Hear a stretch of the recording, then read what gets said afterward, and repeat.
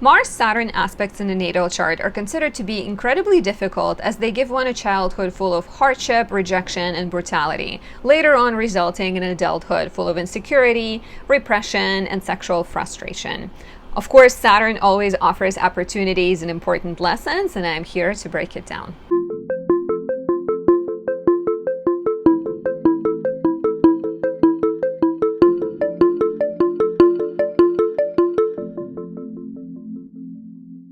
My name is Anastasia. I'm a traditional Western astrologer specializing in natal relationship predictive readings. You can see all of my offerings, my classes, and my candles and oils on my website at anastasiadoesastrology.com. If you're new to my channel, welcome. I hope you feel safe and comfortable here. If you've been here for a while and if you enjoy my work, please leave me a like, a comment, subscribe, and press the notification bell so you don't miss any of my videos, watch more of my content, or say thank you by buying me a tea, a coffee, a croissant, any token of appreciation, I welcome. Before we dive in, I am teaching astrology classes. My Natal Astrology Blueprint of the Soul course begins on September 6th, Saturday, so very soon, or it has already happened if you're watching it later. You can register or you can buy the recording of the course on my website. I do plan to release it that way in the future. It's dedicated to understanding natal charts, learning to read it if you want to be a professional astrologer, or learning to read them for yourself and your family members so that you can be aware and clear and empowered by astrology instead of letting the world just blow you around like a leaf in the wind. Register on my website. On my website, you can also book a personal reading. There are a few options. Natal chart is great as an introductory reading because it can help you understand yourself. There are predictive ones for your year ahead. One is titled Year Ahead, can be done at any point. Another one is Solar Return, best done around your birthday. I do relationship consultations and as well as locational and electional astrology.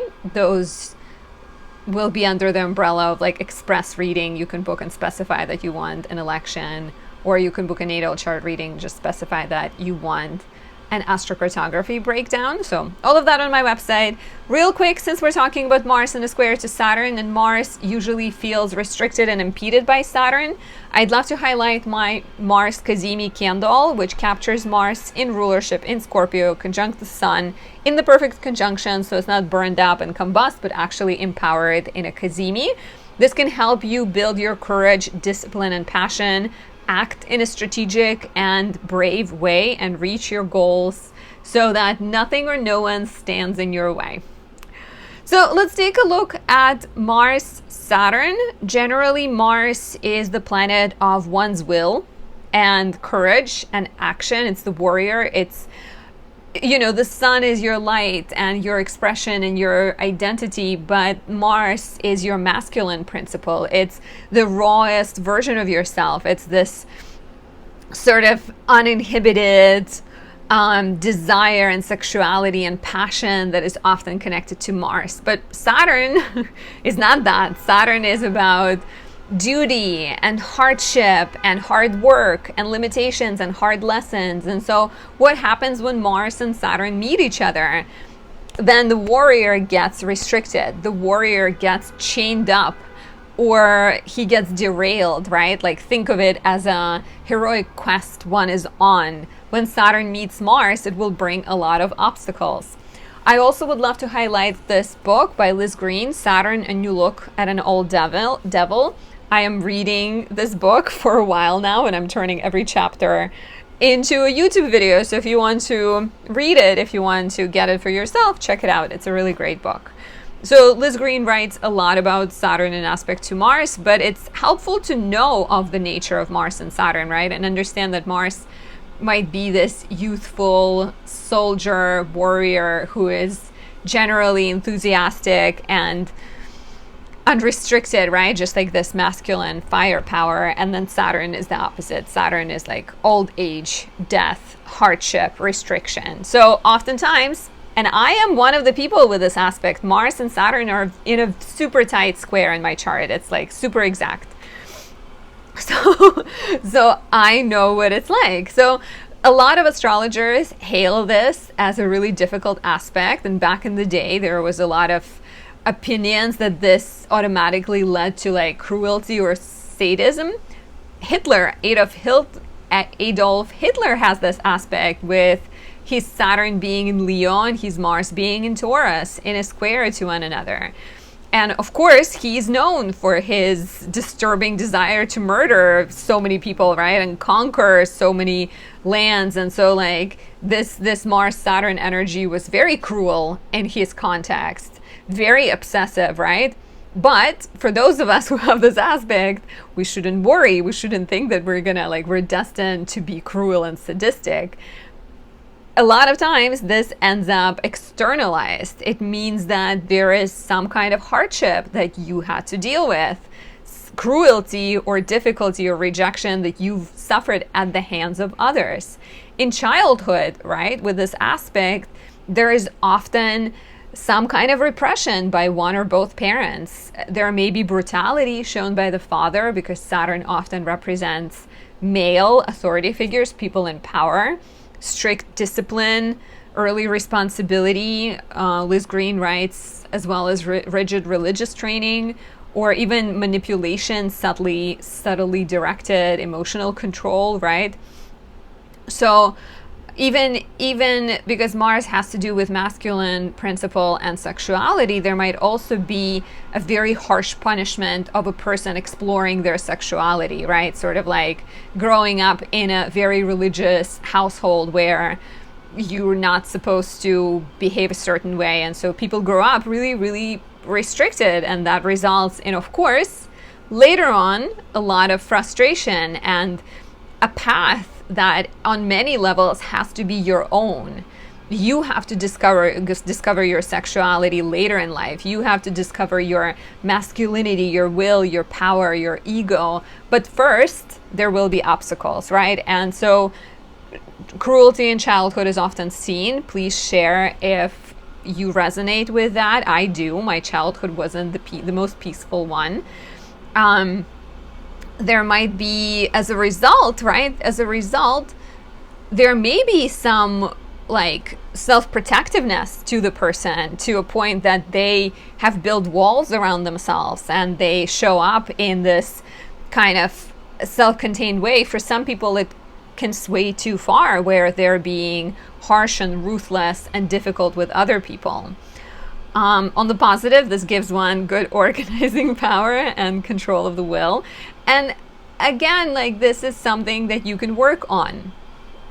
This is something that gives you patience, perseverance, understanding of pain. So it can be a greatest opportunity for awareness and self-empowerment in the process. But early on, it's definitely more complicated.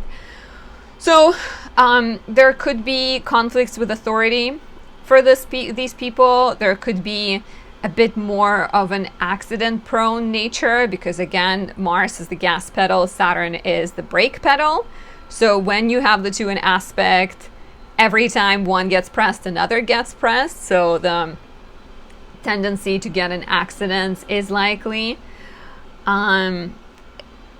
According to Liz Green, and I can agree with her, I would agree with her, this aspect is harder in the charts of men, because Venus is the feminine principle, and so Venus in a chart of a woman tends to be more aligned with her. That's not an absolute rule, right? Like, not everybody identifies as a woman, and this is all fluid, but generally, for the most part, in a chart of a woman, Venus will be a stronger, more important identifier, versus Mars can show up through men in that woman's life. However, in the chart of a man, it will be the opposite, right? Venus might represent the women he attracts, while Mars will be his masculine, sexual principle.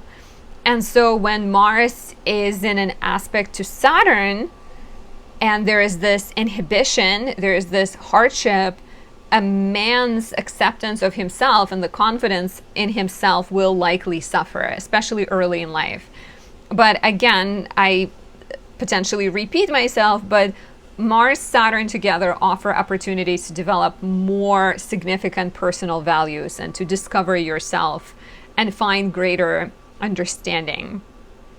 So a man with this aspect might feel like less of a man, might feel insecure, might feel like his will gets impeded, controlled by other people, and as a result he might become this like brash, aggressive, sleep with everyone, to sort of act like a male archetype that he perceives he should be, while in reality that often doesn't lead to good results.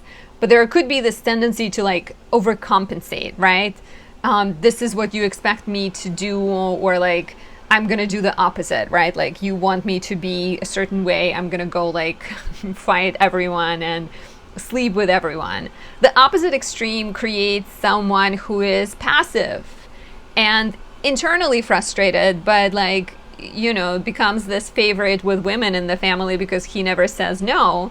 And he just like gets along with everyone and he's sweet, and but internally extremely frustrated, right? And to a point that at some point something snaps and he goes and like conquers half of the world or acts violently, or it gets turned on himself and like then it results in being sick, and or even creating some kind of self-destructiveness, like drinking a lot and things like that.